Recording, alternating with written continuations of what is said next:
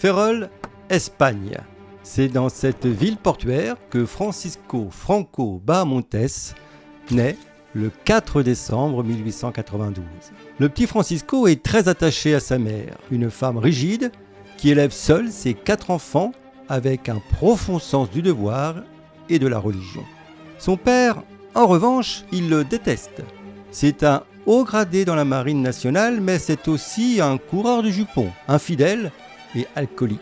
Franco est un petit garçon frêle et timide, pas très doué pour l'école, mais très discipliné. En 1898, l'Espagne perd la guerre contre les États-Unis. La flotte espagnole basée à Ferrol est détruite. Cuba, Porto Rico et d'autres colonies passent sous contrôle américain. Les anciennes terres à canne à sucre, qui assuraient une partie de la richesse du pays, sont perdues.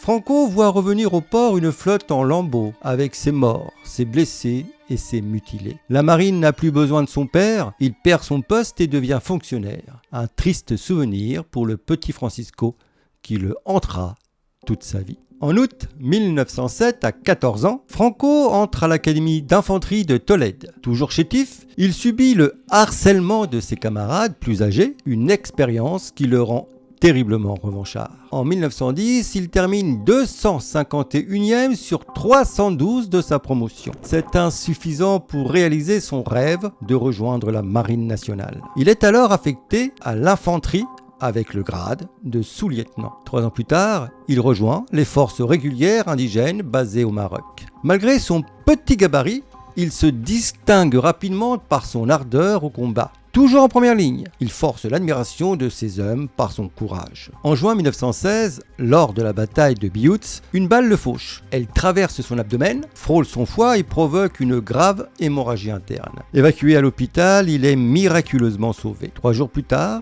il est promu le plus jeune commandant du pays.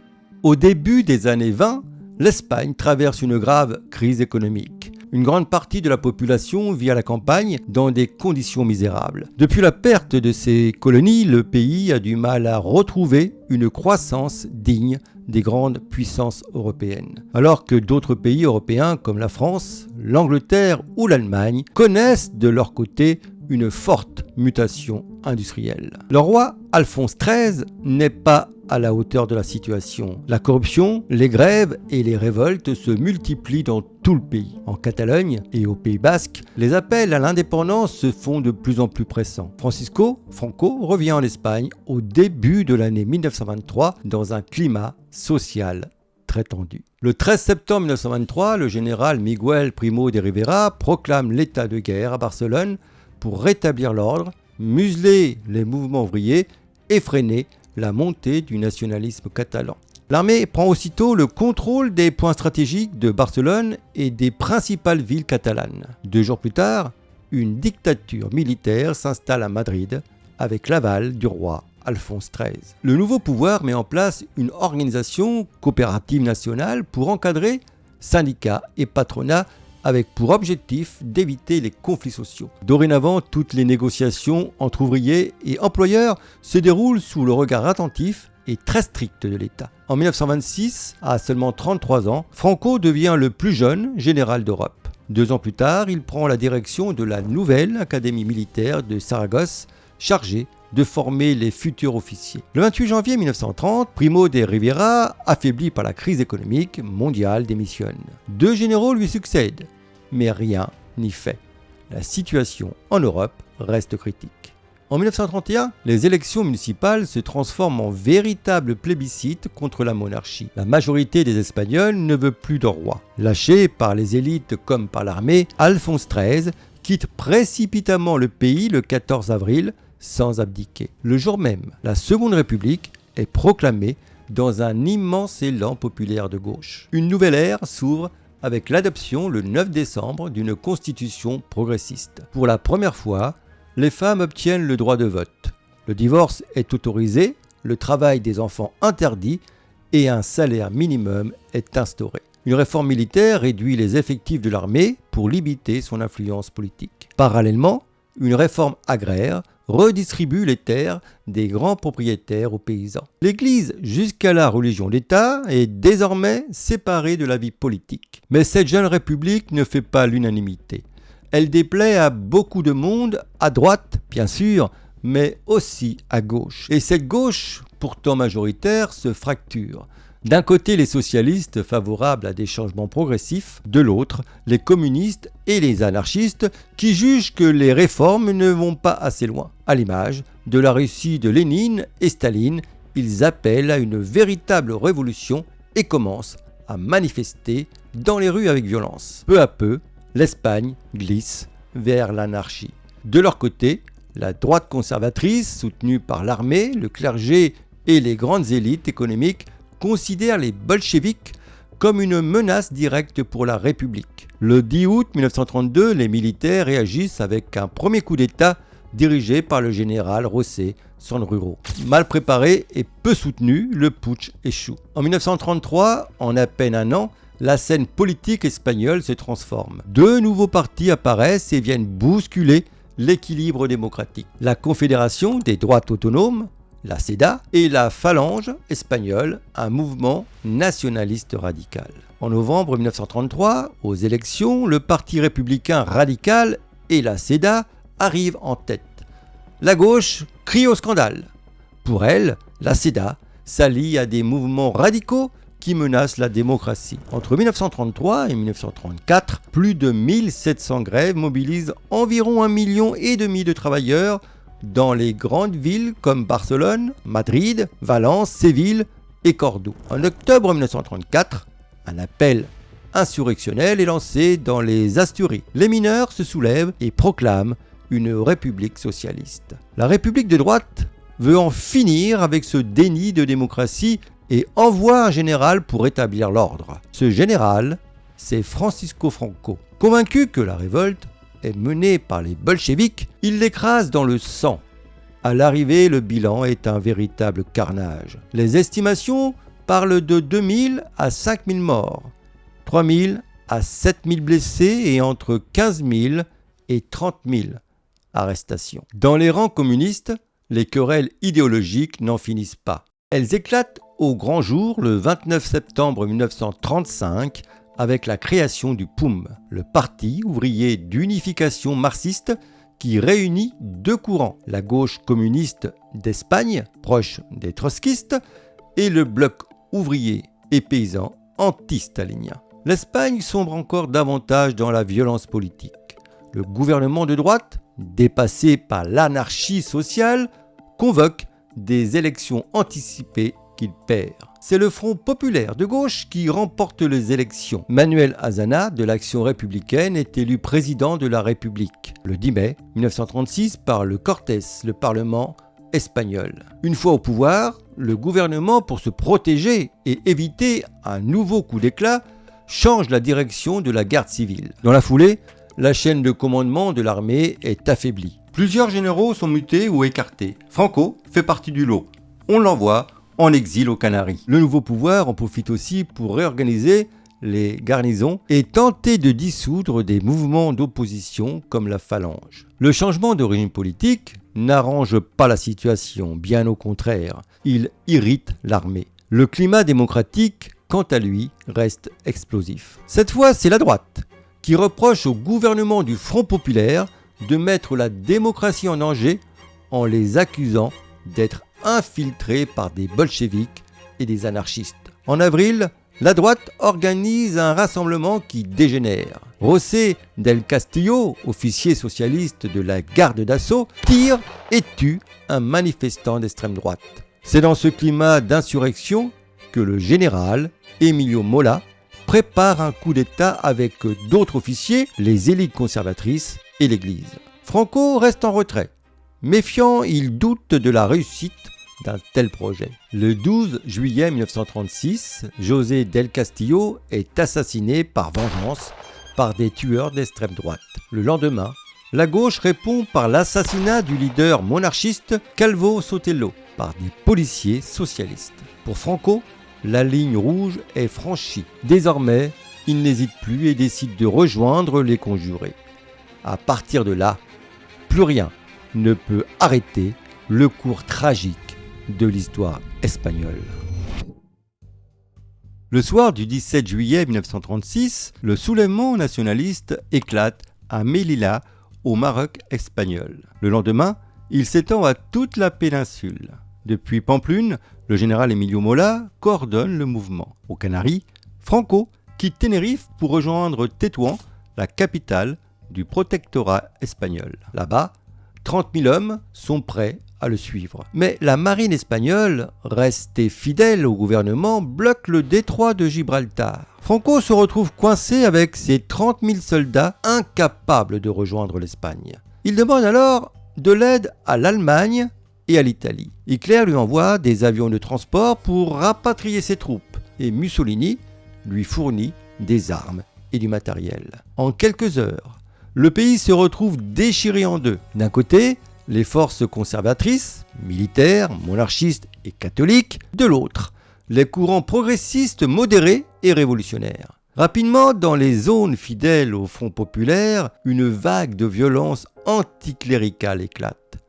Les milices anarchistes, socialistes et révolutionnaires mènent des représailles contre l'Église qu'elle accuse d'être de mèche avec le coup d'État. À Barcelone, à Valence et dans les campagnes alentours, on brûle les églises et les monastères et on assassine les prêtres. Le 9 août 1936, l'évêque de Barbastro et des dizaines de prêtres sont massacrés. En tout, près de 6800 religieux sont liquidés par les révolutionnaires. Pour Franco, l'homme d'église, ces massacres sont la preuve ultime que les bolcheviks sont les ennemis mortels de la foi catholique. Il en est convaincu, une seule issue est possible, leur éradication. Sa lutte est une guerre de civilisation pour défendre l'Espagne catholique et les valeurs occidentales contre ceux qui veulent détruire la patrie. À partir de là, Franco se montre impitoyable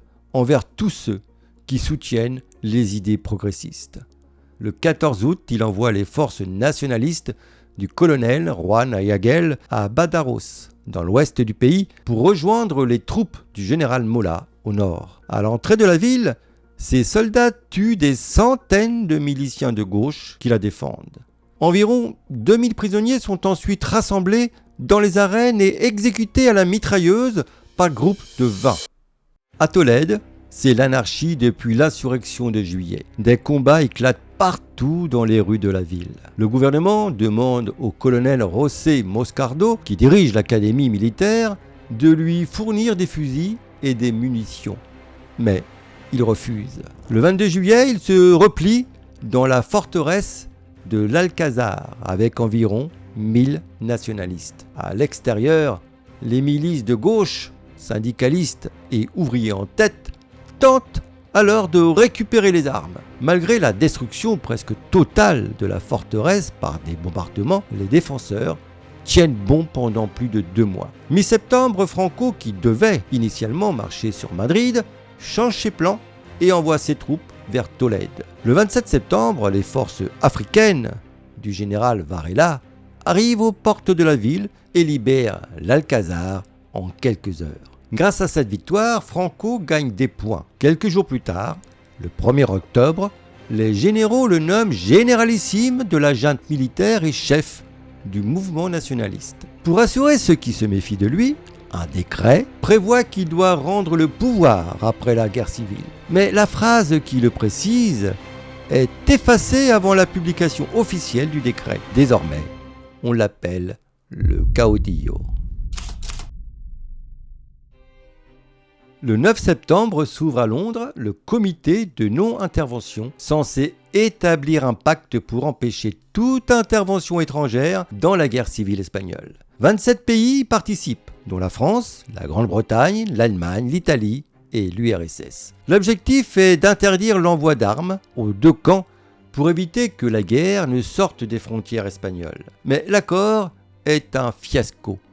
Trop d'intérêts idéologiques sont en jeu. La guerre civile espagnole se transforme alors en véritable champ de bataille politique où les grandes puissances s'affrontent par procuration. Du côté franquiste, L'Allemagne nazie d'Hitler engage sa redoutable Légion Condor, utilisant l'Espagne comme terrain de jeu pour son aviation. L'Italie fasciste de Mussolini envoie près de 80 000 soldats pour soutenir les nationalistes. Du côté du Front populaire, la situation est loin d'être simple. 4 forces coexistent, ou plutôt s'affrontent, chacune avec son propre agenda politique. Les communistes de Dolores Ibarruri, la Pasionaria, qui galvanise les foules avec son célèbre No Pasaran.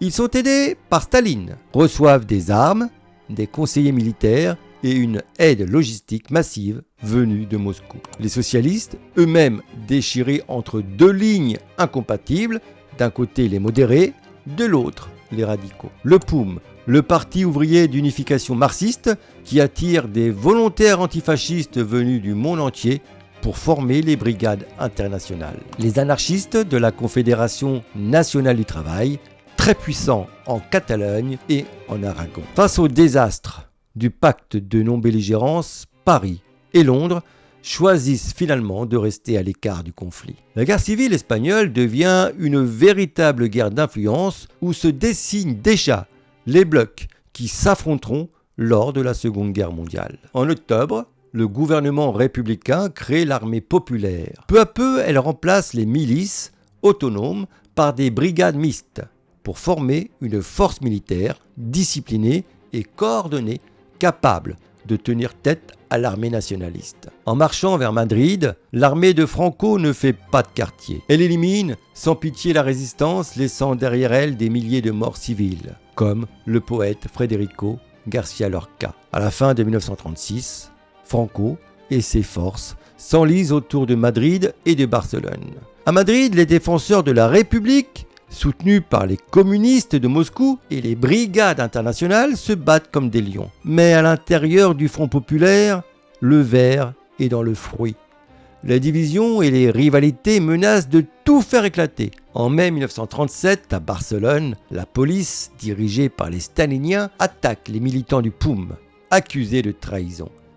C'est le début des journées de mai, une quasi-guerre civile dans la guerre civile. Les affrontements font plus de 400 morts dans les rangs des forces de gauche. Le chef du POUM est enlevé, torturé et assassiné par des agents du NKVD, la police secrète soviétique. Le POUM est interdit et ses membres sont traqués, dont l'écrivain George Orwell, contraint de fuir en France dans la clandestinité. Son livre, Hommage à la Catalogne, retrace cette période.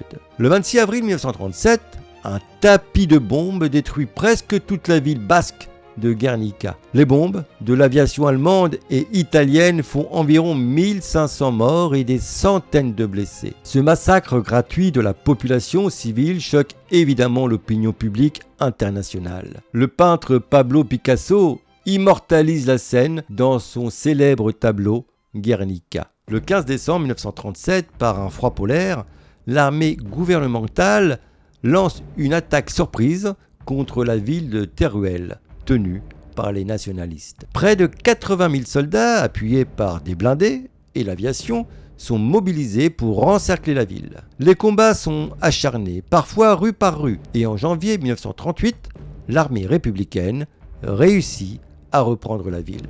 Mais Franco réagit aussitôt. Il envoie des renforts massifs et lance une contre-attaque d'une violence inouïe. Les positions gouvernementales sont pilonnées jour et nuit, avec l'appui de l'aviation allemande de la Légion Condor. Le 22 février 1938, les républicains battent en retraite. Teruel retombe aux mains des nationalistes. Franco pousse alors son avantage et lance son armée vers la côte méditerranéenne pour isoler Barcelone et couper la Catalogne du reste de la République. En juillet 1938, environ 100 000 soldats républicains, désormais coincés en Catalogne, tentent une contre-offensive audacieuse en traversant l'Èbre pour briser l'encerclement. Le 25 juillet, à minuit, ils franchissent le fleuve par surprise et avancent vers Gandesa. Mais leur progression s'arrête aux portes de la ville. Franco concentre alors toute sa puissance de feu sur le front de l'Èbre. L'artillerie franquiste et l'aviation allemande pilonnent sans relâche les positions républicaines. Pendant 4 mois, les combats font rage. Le 16 novembre, les républicains catalans battent en retraite et repasse l'Èbre. Une semaine plus tard, l'armée de Franco se lance à l'assaut de la Catalogne. En à peine un mois, la Catalogne s'effondre. Barcelone tombe le 26 janvier 1939. Des milliers de républicains traversent alors les Pyrénées et la frontière française, fuyant les représailles franquistes. Pendant ce temps, à Madrid, le gouvernement du Front populaire vole en éclats. Le président Manuel Azaña, suivi de plusieurs ministres, quitte la capitale pour se réfugier en France. L'État républicain n'est plus qu'une coquille vide. Tout part à volo. Dans ce vide politique, deux camps irréconciliables s'affrontent. D'un côté, les jusqu'au-boutistes communistes, soutenus par l'URSS, déterminés à continuer la guerre, coûte que coûte. De l'autre, les socialistes, eux-mêmes divisés entre modérés et radicaux, qui cherchent désespérément une issue pour mettre fin au conflit avant qu'il ne soit trop tard. Début mars 1939, alors que la situation devient ingérable, le colonel Segismundo Casado tente un coup d'État à Madrid. En quelques heures, le Conseil national de défense remplace le gouvernement républicain. Le 6 mars, le général José María rejoint Casado et ordonne aussitôt l'arrestation des militants communistes de la capitale. Les communistes résistent. Les combats éclatent dans les rues et font plusieurs centaines de morts. Madrid, déjà ruiné par 3 années de guerre, sombre dans une lutte fratricide. Pendant ce temps, à Elda, dans la province d'Alicante, le chef du gouvernement, Juan Negrín, comprend que tout est perdu. Lui aussi se prépare à fuir vers la France avec ses derniers ministres. Mais avant de partir, il tente un ultime coup de poker. Il ordonne au commandant communiste Luis Barcelo Rover, à la tête du premier corps de l'armée du centre, de reprendre le contrôle de Madrid. Quand il entre avec ses troupes dans la capitale, les rues deviennent des champs de bataille. Le 12 mars, ces hommes sont écrasés par les forces anarchistes de Cipriano Mera, allié de Casado. Casado tente encore de négocier avec les nationalistes. Il espère arracher une reddition au moins honorable. Mais Franco ne veut pas de compromis. Il veut seulement une capitulation. Le 26 mars 1939, les troupes franquistes passent à l'assaut final contre Madrid. La ville, vidée de ses défenseurs et épuisée par des semaines de combats internes, cède rapidement. 2 jours plus tard, Madrid tombe. Le lendemain, à 11h, Casado annonce la capitulation de la République. Après presque 3 ans de guerre, Franco déclare la fin du conflit le 1er avril 1939. Entre les centaines de milliers de morts, les blessés à vie et tous ceux qui fuient vers la France ou l'Amérique latine, l'Espagne est brisée. Une fois au pouvoir, Franco efface tout ce qui reste de la République. Il gouverne seul, culmine tous les pouvoirs et impose un contrôle total sur la société. La presse est réduite au silence, la radio devient un monopole d'État et le cinéma passe sous la propagande officielle. Critiquer le régime, c'est risquer la prison. Le catholicisme est de nouveau la religion d'État. Franco interdit tous les partis et syndicats, sauf la phalange. La justice est entièrement aux ordres du régime. Les tribunaux militaires condamnent les opposants à la chaîne et beaucoup se retrouvent enfermés dans des camps. En septembre 1939, à l'éclatement de la Seconde Guerre mondiale, Franco juge que cette guerre ne le regarde pas et il reste en dehors du conflit. Mais avec les succès allemands, la donne commence à changer. Le 23 octobre 1940, à Hendaye, Hitler et Franco se rencontrent pour la première fois dans un wagon de train. Hitler lui demande d'entrer en guerre à ses côtés. Franco pose ses conditions. Il veut une aide économique, des armes et récupérer quelques colonies françaises en Afrique. Pour le Führer, c'est non. Il a déjà assez donné à l'Espagne et veut juste une aide en retour. Après 9 heures de négociations stériles, Hitler repart frustré. Il accuse Franco de ne pas tenir parole. Les deux hommes ne se reverront jamais et l'Espagne reste neutre. Après la Seconde Guerre mondiale, l'Espagne franquiste sombre dans la dictature. Le pays s'isole du monde occidental. L'économie souffre du manque de capitaux étrangers, l'industrie tourne au ralenti, le chômage explose et la pauvreté augmente. En 1953, les États-Unis, obsédés par leur guerre froide contre le bloc de l'Est, considèrent Franco comme un allié fiable. Il signe avec lui les pactes de Madrid.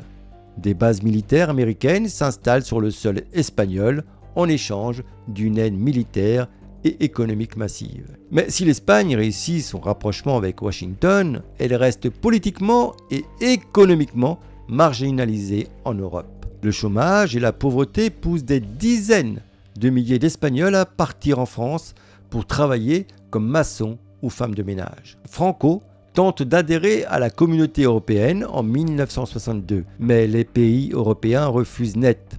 Pas question d'accepter une dictature.